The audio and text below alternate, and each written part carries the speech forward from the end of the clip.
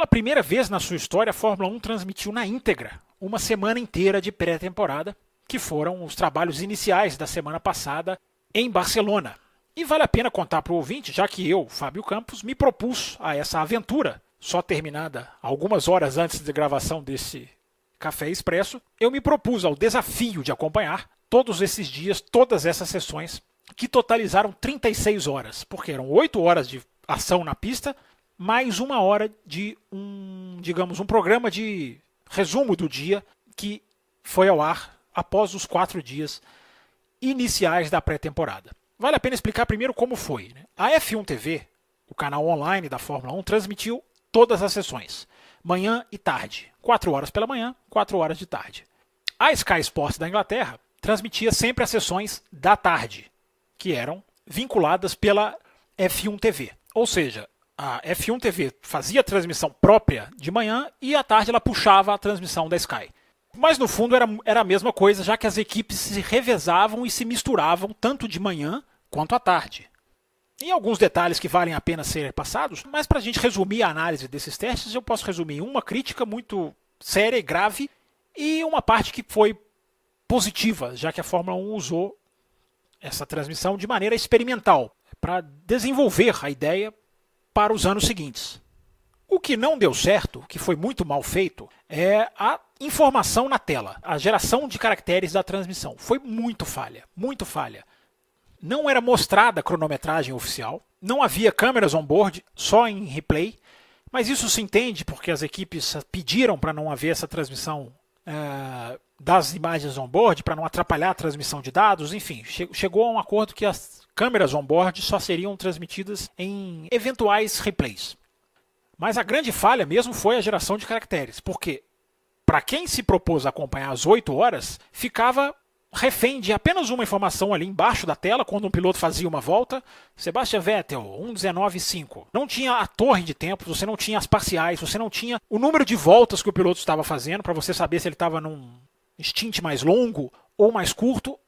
Praticamente não existiram caracteres na transmissão, o que é uma falha muito grave, porque quem se propôs a acompanhar ficou refém de ficar vendo os carros na pista, o que no primeiro dia até dá para o gasto, porque vai ali a saudade de querer ver a Fórmula 1, mas com 8 horas por dia nos dias seguintes, você tinha que confiar no que os comentaristas estavam fazendo.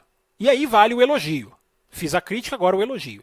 A transmissão em termos de comentaristas foi muito bem feita, não ficou exaustiva, havia ali um revezamento entre a equipe contratada da Fórmula 1, como eu falei, e a equipe da Sky, ou seja, começava o dia o Will Buxton e o Alex Jacques. O Will Buxton é um jornalista do canal da Fórmula 1, o Alex Jacques narra GP3, agora Fórmula 3, Fórmula 2, e de vez em quando iam na cabine ali, narrador, comentarista da Sky, ou o David Croft, ou o Karun Chandok, o Simon Lazenby, enfim. E à tarde, quando era a transmissão para a Inglaterra da Sky, se invertiam. Os apresentadores da Sky ficavam mais fixos, embora não às 4 horas inteiras, e os apresentadores da manhã, de vez em quando, vinham na cabine, saíam. Havia até um esquema deles deixarem a cabine por 1 hora, 2 horas, e falaram, eu vou lá para aquele ponto da pista, daqui a pouco eu volto com informações. Ou entrava de um ponto da pista com uma câmera. Isso ficou muito interessante. E as repórteres nos boxes também, andando com as câmeras ali, mostrando. Às vezes subiam com as câmeras na cabine, mostravam lá os narradores trabalhando, iam nas arquibancadas, iam em pontos distantes do circuito, onde normalmente não se mostra. Então foi interessante essa parte humana da transmissão. Houve durante a transmissão inserções de imagens de lançamentos dos carros da Mercedes, da Haas, da Toro Rosso. De vez em quando entrava aquele VT da explicação técnica das mudanças nas asas, enfim, todas as mudanças de regulamento. A história de cada piloto, ou de alguns dos pilotos, foi mostrada. Kvyat, o Alex Albon, enfim, o Leclerc, mostrava um pouquinho da carreira deles, mas VTs curtos, de 2 minutos, mas que ajudavam a transmissão a não ficar muito arrastada.